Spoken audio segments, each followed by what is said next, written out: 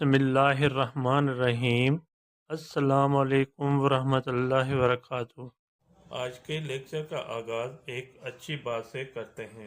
प्यारे बच्चों, दुनिया में कामयाबी चाहते हो तो माँ बाप की खिदमत करो।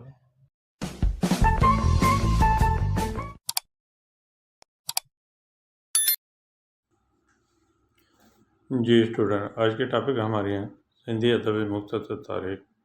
सिंधी अदब मुख्तसर तारीख सबक जो हैं सिंध टेक्स्ट बुक बोर्ड आसान सिंधी किताब से मैट्रिक क्लास से लिया गया है, जिसके आज मैं आप लोगों को खाली जगह जो हैं MCQs वो समझा देता हूँ इस चैप्टर पे। जो बच्चा पहली मरतबा मेरी वीडियो देख रहा है वो सब्सक्राइब और लाइक ज़रूर करें, ताकि आने वाली वीडियो जो हैं आपके पास पहली फुर्सत में पहुँचे। आप उसको देखकर सुनकर आप अपने सब्जेक्ट की सही तरह से तैयारी कर सकें। खुद भी देखें और दूसरों दोस्तों में भी शेयर करें, ताकि उनका भी सब्जेक्ट में जो प्रॉब्लम है वो सही हो जाए। आइए रीडिंग की तरफ। सिंधी ज़बान तमाम देश ज़बान आहे। सिंधी ज़बान बहुत देश ज़बान है। यहाँ भी लफ्ज़ आएगा कदीम। नंबर 3 है आसारा एंजाण मां मालूम थे तो। आसारा एंजाण मां मालूम थे तो देश ज़माने खां सिंधी देश ज़माने खां सिंधी ज़बान में इल्म अदब मौजूद हो। आसारों और निशानात से मालूम होता है कि देश दौर से सिंधी ज़बान में इल्म अदब मौजूद था। लफ्ज़ आएगा आगाटे। आगाटे माने पहले कहेंगे। नंबर 3 है अरबन जे दौर में कुरान शरीफ जो देश ज़बान में तर्जुमो थियो हो। अरबों के दौर में कुरान शरीफ का देश ज़बान में तर्जुमा हुआ था। लफ्ज़ आएगा सिंधी। नंबर 4 अरबन खां पोइ देश जो दौर शुरू थियो।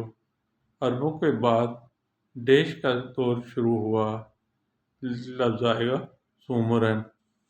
नंबर 5 सूमर जे दौर में रूहानियत ऐं इख़लाक़ियात जा सबक जे ज़रिए ॾिना वेंदा हुआ। सूमरन जे दौर में रूहानियत ऐं इख़लाक़ियात के सबक देश के ज़रिए दिए जाते थे। लफ्ज़ आएगा शायरी। नंबर 6 सिंध जे सुरमन जी सुरहीअ जो ज़िक्र भी देश में कयो वियो हो।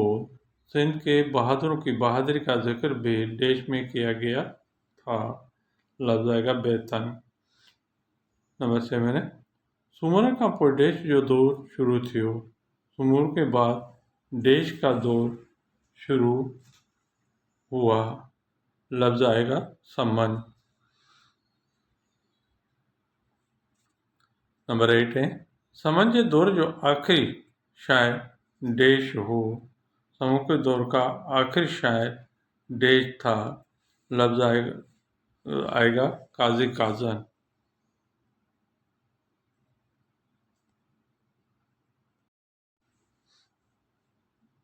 नंबर 9 है काजी काजन जा देश का वधिक बेत मिलिया आहिनि। काजी काजन के देश से ऊपर अबियात मिले हैं। लफ्ज़ आएगा 100। नंबर 10 है सन देश ईस्वी का सिंध ते कलोड़ की हुकूमत शुरू थी। सन देश ईस्वी से सिंध पर कलोड़ की हुकूमत शुरू हुई। लफ्ज़ आएगा 17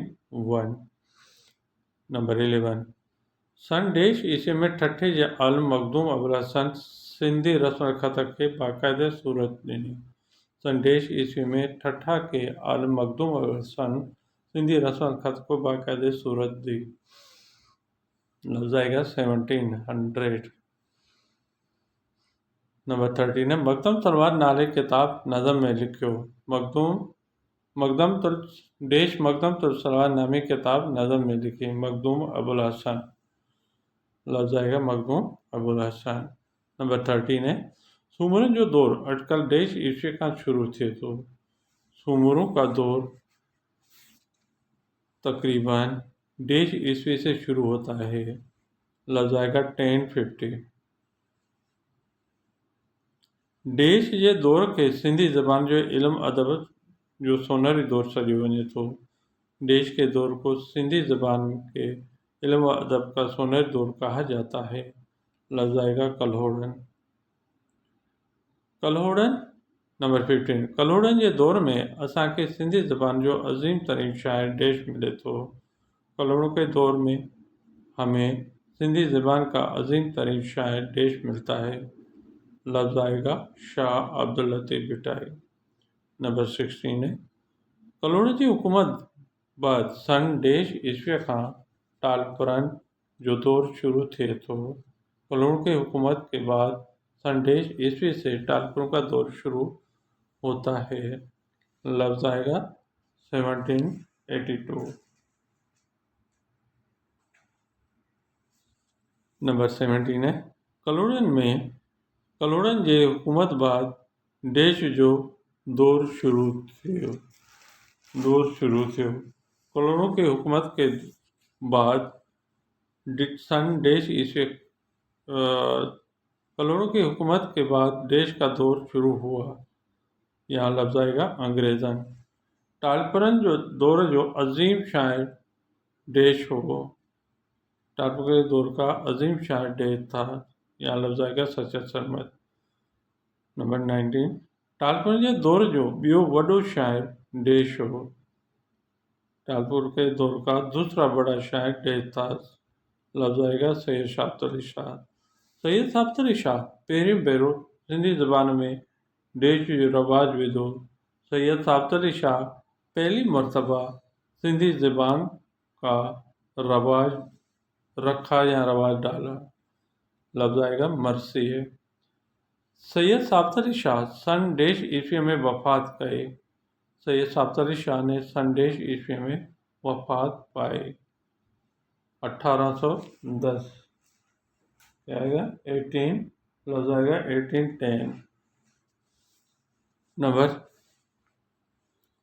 22 सन देश ईस्वी में अंग्रेज़न सिंध फतह कई। सन देश ईस्वी में अंग्रेज़ों ने सिंध फतह की 1843। ये आपके फिल इन द ब्लैंक्स जो है मोस्ट इम्पोर्टेंट है। अंग्रेज़न जे नंबर 23 है अंग्रेज़न जे दौर में देश तालीम आम थी। अंग्रेज़ के दौर में देश में तालीम आम हुई। लफ्ज़ आएगा सिंधी। देश अंग्रेज़ जे दौर में नवा लाड़ा सिंधी अदब में जगह वठंदा विया।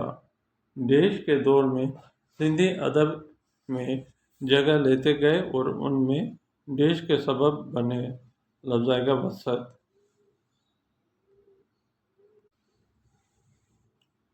नंबर 25 है अंग्रेज़ के अवाली दौर जो अज़ीम शायर देश हो। अंग्रेज़ों के अवाली दौर का अज़ीम शायर देश था। लफ्ज़ आएगा कादर बख्श बेदल। नंबर 26 है कादर बख्श बेदल सन देश में वफ़ात कई। कादर बख्श बेदल सन देश ईस्वी में वफ़ात पाए। लफ्ज़ आएगा 1872। 27 है अंग्रेज़ जे दौर में देश या बुलंद पाया शायर पैदा थिया। अंग्रेज़ों के दौर में देश के बुलंद पाए यानी बहुत बड़े शायर पैदा हुए। लफ्ज़ आएगा गज़ल। नंबर 28 है अंग्रेज़ी दौर में देश शायरी जो रवाज भी पियो।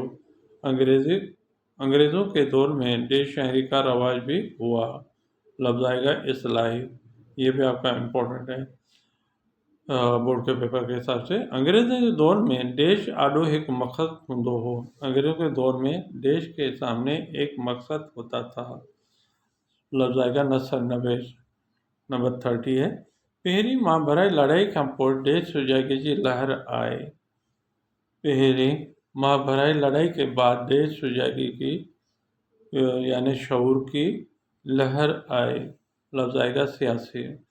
नंबर 31 है सिंधी लेखकन समाज जे इस्लाह सां गॾु सियासी मक़सद ऐं आज़ादीअ जी बेसाम्हूं रखी सिंधी लिखने वाले मुआशरे के इस्लाह के साथ सियासी मकसद और आज़ादी के देश भी सामने रखी, लफ्ज़ आएगा हलचल। जी बेटा, ये आपका चैप्टर था जो सिंधियत मुख्तसर तारीख, जो आपको मैंने समझा दिया। आई होप, मुझे उम्मीद है आपको समझ में आ जाएगा। और जो बच्चे आप पहली मरतबा वीडियो देख रहे हैं, सब्सक्राइब और लाइक ज़रूर करें और दूसरे दोस्तों में भी शेयर ज़रूर करें ताकि उनका भी भला हो जाए। रिमार्क्स ज़रूर देना, रिमार्क्स देंगे तो मुझे पता चलेगा आपको ये मेरा वीडियो जो है कैसे लगे। अल्लाह हाफिज़।